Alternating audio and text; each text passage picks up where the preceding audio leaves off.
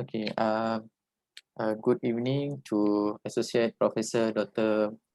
Asri bin Mustafa, who is our lecturer, and all of my friends. So we are from Group 1. I would like to present about our group assignment, which is carried about the topic of earliest non-interest-based saving account in non-Islamic banks. So before we start our presentation, we would like to introduce ourselves. So my name is Muhammad Nahur bin Babasha, matrix number GS 60112, and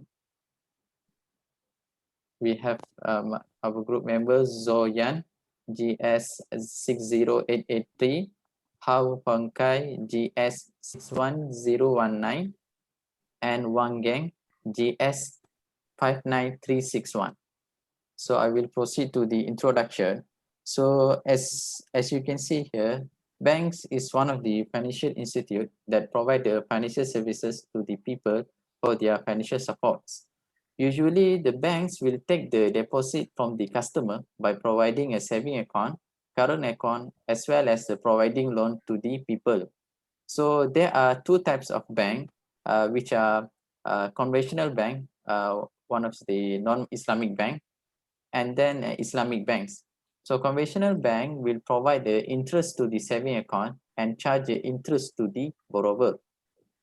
Islamic bank will provide a dividend to the saving account and practicing a profit base in providing a loan with Sharia compliance. Uh, as we know that nowadays the bank is very important because it is a part of the economic growth. So the transaction between the company, between the business, as well as between the government, there are a lot of using a bank system as a financial transaction. So normally a conventional bank will practice interest based, while the Islamic bank practice profit based. So in Al-Quran and As-Sunnah is the main source of the Islamic bank. Those Islamic bank will refer Al-Quran and As-Sunnah as prime sources to use it in their financial transaction. So in Al-Quran, is clearly mentioning that the Allah Subhanahu wa Taala prohibited a riba interest and will give a higher punishment to those who are practicing riba. In Surah Al-Baqarah 278 and 2280.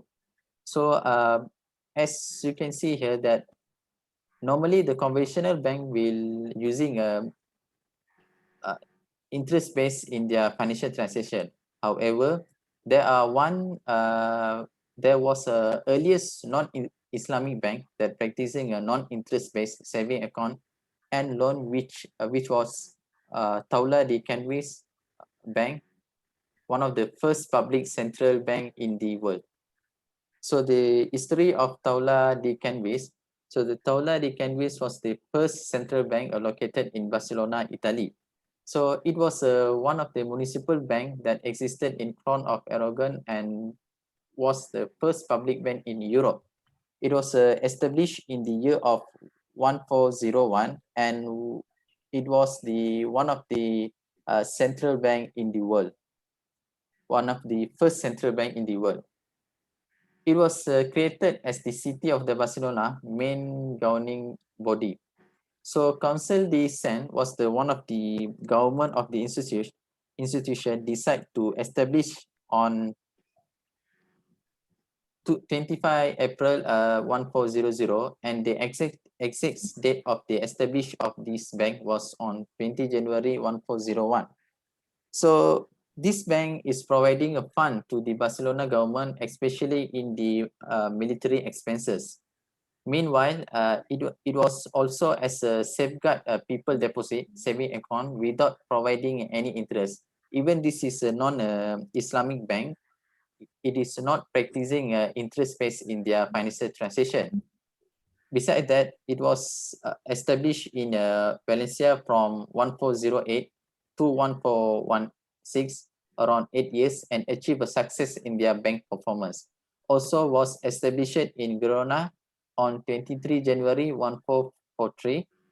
The bank also was created in Perpignan 1404, Vic 1413, Tarragona 1420, Palma de Mallorca 1507, Lleida 1585, and Cervera 1599. So there was no comparable institution appear to have existed in Kestan until the creation of the Banco Nacional de San Carlos Bank in 1782. So I will proceed to other member. This is the picture of the bank. So I will proceed to the other group, other member. Okay. So. Next, I will introduce the structure and the governance of the bank. There are three key words we should learn about. The first one is the Toller's Charter, dated 1405 or 1412. It is the oldest preserved public bank regulation. Its design remained essentially unchanged for 300 years until the early 18th century.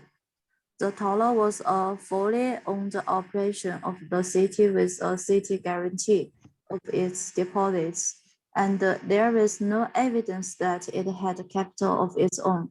The city appointed the toller's toller, who worked on the table and its cashier for 2 years fixed terms and paid their salaries.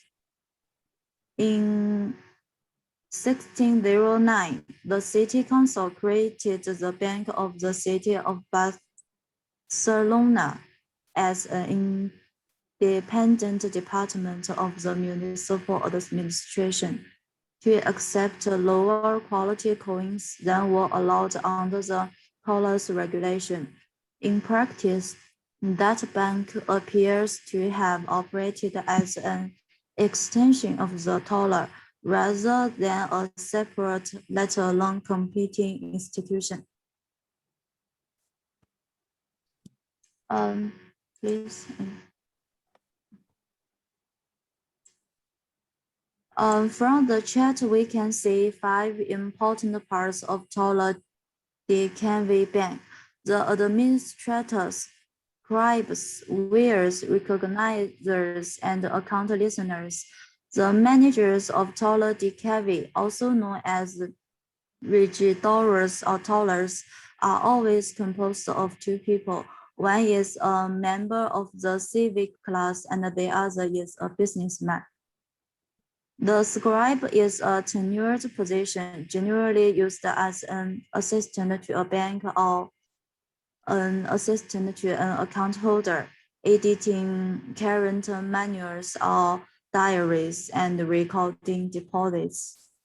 Weighers and kerosene recognizers, their job is very clear: to check the gold and silver coins entered and paid in this bank.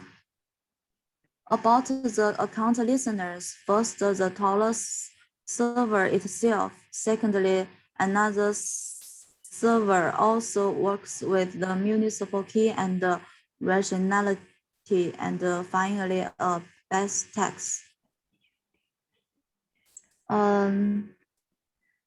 Next, we see more about the bank operation. In order to facilitate the understanding, I have expressed the bank's operations in the form of a timeline on the slide. As you can see, there are 8 important time noodles. I categorized them into 6 time periods. The toller's objective was to provide an efficient and stable central deposit and comprehensive transfer system. And in its initial decades of operations, it provided funding to the city. From 1413, it also served as a physical agent for the government of Catalonia. It accepted both sight deposits and term deposits in coin or jewelry from residents of the city or its immediate surrounding. Deposits were transferable as long as that did not result in overdraft. Thus, the tolerance was characterized as an early central bank. From its inception, the dollar was systematically significant. Its oldest surviving book records over 500 individual accounts. It kept the deposits of government of the Barcelona Cathedral chapter and so on. The dollar was granted a monopoly on certain types of deposits, such as miners. From 1446 to 1499, it also had a legal monopoly on the clearing of bills of exchange. It competed with private banks to attract deposits. But unlike this, it did not pay interest on sight deposits. It's a very big difference. The dollar suspended the convertibility of deposits in 1463 to 1468 during the Catalan Civil War and the Reapers' War and during the War of Spanish Succession. In 1468, existing depositors were offered the option to convert to bonds of the city at 5% or accept prolonged non-convertibility. Following the siege of Barcelona, dollar continued to exist but in restricted form without transferring banking, while the bank was entirely separated from the city and brought under direct Spanish state control. Another aspect of payment suspension occurred in 1812. The dollar's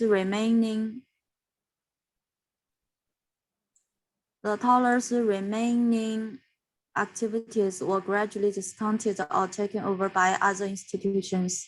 It was eventually absorbed by the Bank of Spain in 1842 and stopped playing its latest stuff in 1865. That's all.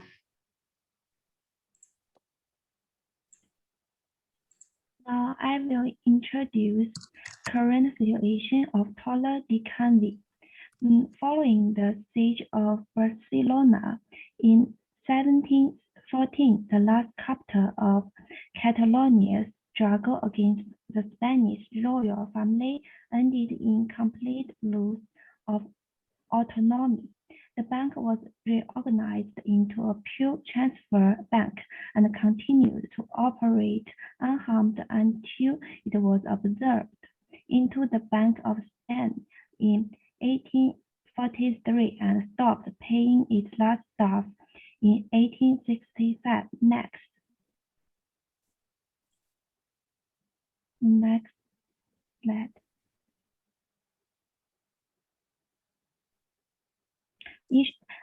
Issue of dollar decay. First, the bank does not maintain 100% reserve. It was expected to help fund Barcelona's government, which it did by receiving tax payments and issuing bonds. First for Barcelona's municipal government and later for the larger Catalan government. During the 1460s, however, excessive demands for lending caused the dollar to suspend the convertibility of its deposits, and this led to its liquidation and reorganization. Second, the dollar decay was established for the safekeeping of city and private deposits, and it only provides funds for local government and could not loan to private individuals. The bank was not permitted to lend to any other entity.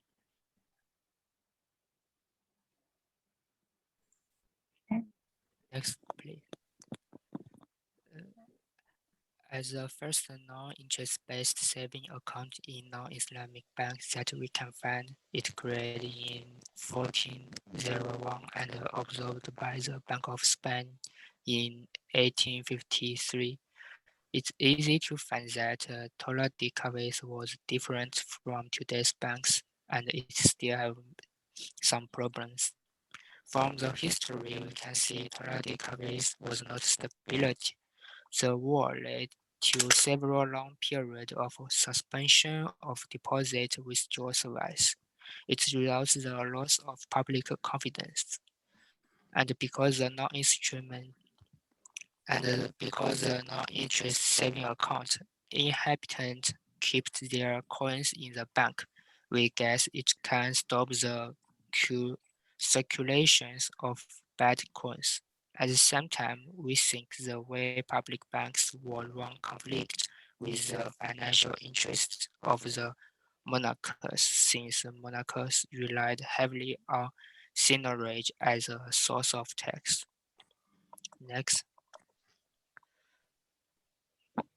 These are some reference about our topic. Thanks. That's all. So that's all from our presentation. Thank you.